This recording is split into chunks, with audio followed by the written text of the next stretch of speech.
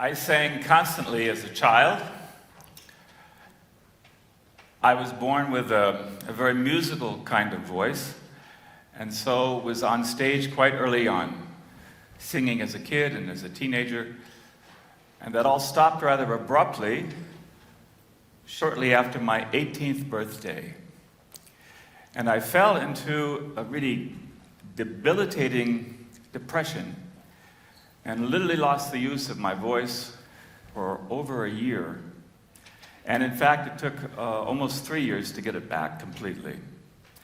And I knew that there was nothing physically wrong with my voice, and yet that didn't help me. I was stuck. I was paralyzed. I felt trapped in the prison of my own feelings. Now, this changed when I met a singing teacher at the university. This was an extraordinary man. His name was John DeMerchant. And he not only taught a singing technique, but he also taught singers how to open their voices. Well, so as my voice started to open, finally after these 3 years in, I call it sort of voiceless zombie hell, something in me started to open too. And it was like a revelation. It wasn't just that I was singing so much better, and I was discovering all these new sounds and colors. I just felt so much better. I felt alive, maybe more than I had ever felt. Now, eventually I became a professional singer, an opera tenor, and a singing teacher. I sang in America, I sang in Europe. I was the vocal coach for the Bavarian State Theater in Munich. I was having a ball, and no, I wasn't where I needed to be. The experience I had with my own voice was life-changing. And I felt I had been given a kind of secret that was not mine to keep, but to share. So I quit the theater. I closed down my vocal studio, began offering seminars, and became a kind of midwife to all of the lost, unacceptable, unknown, unheard voices. And I made a remarkable discovery that my story wasn't particularly unusual, that almost anyone can go through this experience of opening their voice and reaping the benefits of that. And you can do it whether you're a singer or you're not a singer. Whether you can do it if you think you have a good ear or a bad ear is absolutely irrelevant. That means, though, that if everyone can do it, so can you. Ha-ha. And that's why I'm here today, to share perhaps a different perspective about your voice and what it can do for you. So let's begin by talking about you. You probably believe that the sound you hear coming out of your mouth every day is your voice. Isn't that true? Is anyone that true? One person raised their hand. This person gets 1,000 points. And the rest of you stay after class. That's okay. Well, why not? I mean, it's the sound that we hear constantly accompanying us in our lives. It always sounds the same. Yeah, that's me. That's my voice. I've been working with voices for over 40 years in some 20-odd countries. And I'd like to tell you that in my experience, the sound you are hearing is almost never your voice. Okay, so let's talk about that. What exactly then are we hearing? We're hearing a very complex collection of conditioned vocal responses, a byproduct of everything that helped form who we feel and believe ourselves to be. Now, I say it that way because we keep noticing this very direct connection between your story and your sound. And this sound now eventually stabilizes sometime after puberty and becomes a very accurate indication of your personal identity. It's as accurate, in fact, as your personality itself. Now, because of the repetitive nature vocal coordination. Whatever sounds you have learned and are stored in your muscle memory will be automatically copied in to your present voice each time you make a sound. What does that mean? Well, here it comes. It means that the sound you've been hearing all of your life and the sound that you hear today is basically coming out of a voice from your past. And it's not just a passive record of that past. Every time you speak or sing, you actively re-engage, re-anchor, not just the sound, but the identity that it's connected with. And it happens in your body, it happens in your emotions, and in your awareness. Now, most people think, if they think about their voice at all, many of us don't, but if you think about your voice, most people think, well, my voice is sort of neutral, and it doesn't really have much to do with me, it is sort of what it is, and so forth. I would say that a neutral vocal sound doesn't exist. And yes, the sound that you are making has everything to do with you. Now, I brought a voice with me today to kind of help illustrate my point, and this is the voice of Frank. Frank is a former student, and when I met Frank, Frank talked like this. Frank talked like this. Now, as you can hear, gosh, Frank's just such a nice guy, huh? I mean, he's empathetic, he's a good listener, he's very helpful. And the first thing, though, that you notice about Frank is that you don't notice Frank. Because Frank's got no core.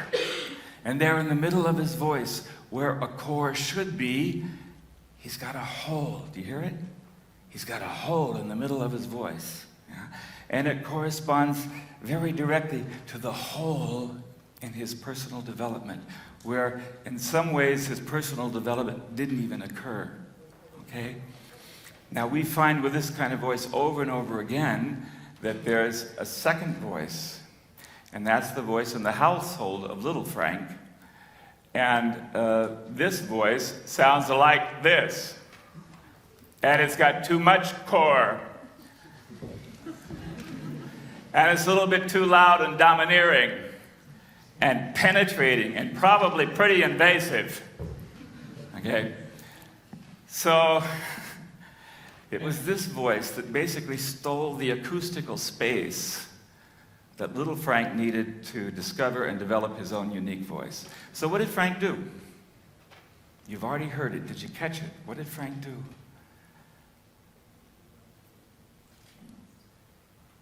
He just gave up. Do you hear it?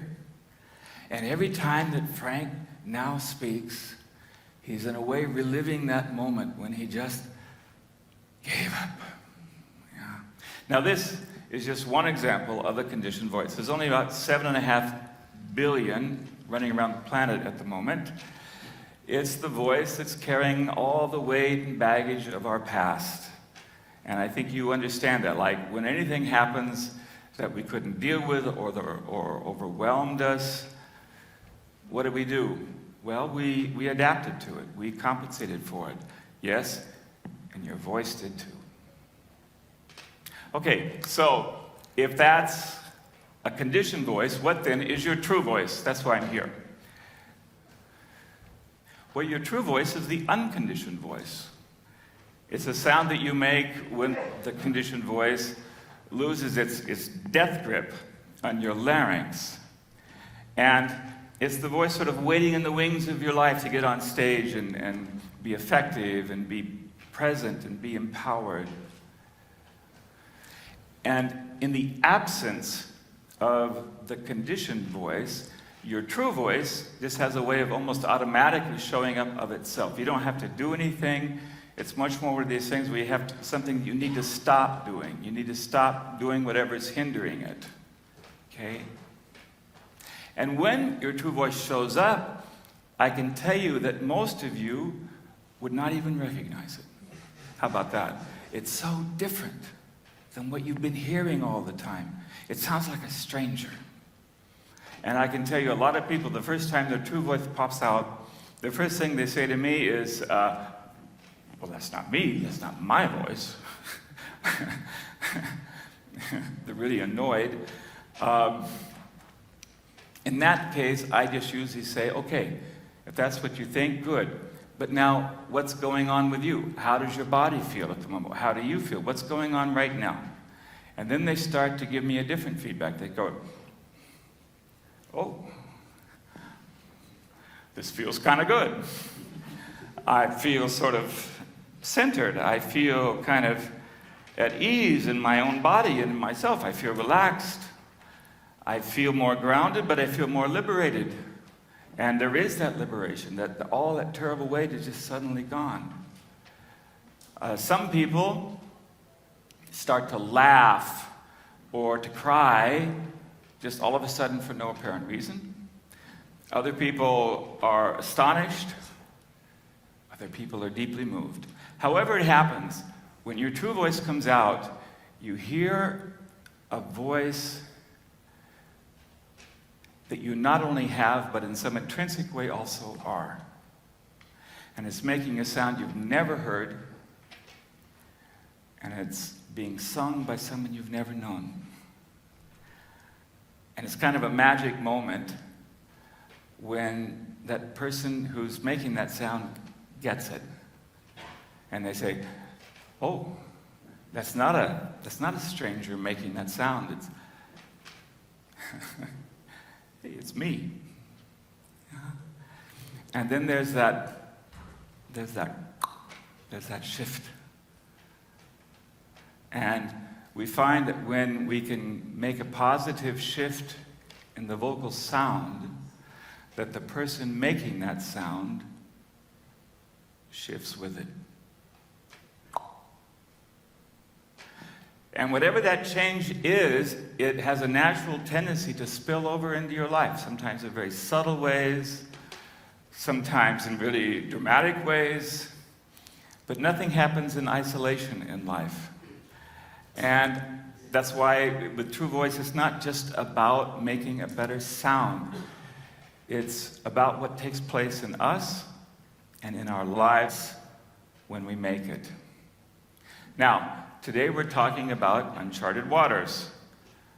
And maybe you're feeling a little lost at the moment, or maybe a little disconnected from other people, maybe even from yourself. Let me encourage you all today to think of your voice a little differently and use your voice as a compass to help you recenter and reconnect with a much deeper, truer, stable self. And use that compass to maybe navigate through your life. Singing is one of nature's most effective ways to establish balance in your life. Please don't underestimate the power of your voice to help you find your own unique truth, to live it, and to live it fully. Now, where do we start? How do we go from silence into sound? This was my big dilemma so many years ago. Well, the answer is basically you just start where you are. Okay? So, where are you right now? Well, we're all right here, aren't we? And you all want to sing, don't you? Yeah. Okay, ushers, could you lock the doors in the back, please? So this is I hope the fun, the interactive, or the traumatizing part of the talk today. Look, let's make a little noise. Can we all just do this? Ah! Ah! Hey! Hey! Ooh! Ooh!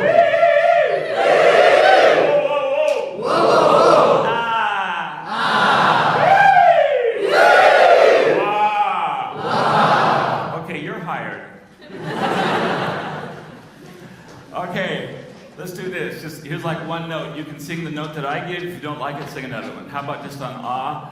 Ah.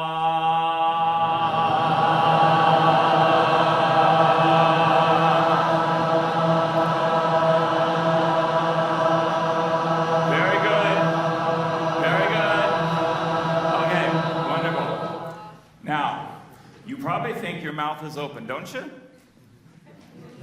Okay, I see this from here. I see this. Okay, so let's try this without making a sound. Could you all do this? Go. Come on, as far as it'll go. Go too far. Exaggerate. Hold it. Hold it. Okay, now I'll be back in 30 minutes. Okay, and now here, stay here, and now go ah.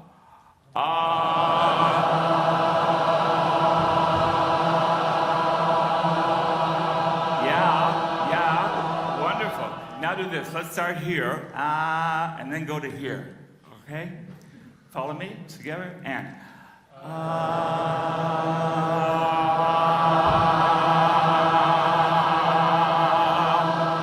wonderful. Let's do it one more time, and this time go all the way like this. Watch me.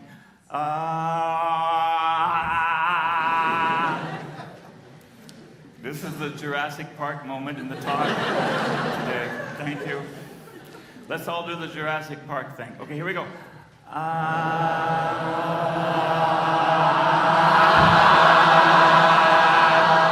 Yeah. Okay, see, you can do this. If you can do that, you can do the whole thing. Okay, the thing I'd like to leave you with is most of us think that singing happens on stage or a media platform, something that somebody else does for us. No. Singing started in daily life. That's where it started. That's where it still belongs. And that's where the best place for you to start, where you right now are. So the way to deal with this is to just, we don't sing songs. It's to say we don't have to learn music and memorize all 5 verses. We just make up stuff. Just start making up stuff with your voice. I want to show you what I mean here at the end. Could we have like, over here? Come on. Over here, maybe these two. Here.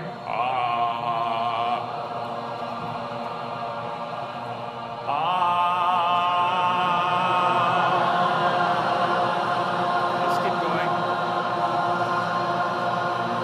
Now you see, I've got an orchestra now. Keep going, keep going. I've got an orchestra, so I'm just going to make stuff up. Come on, one more time. Keep going.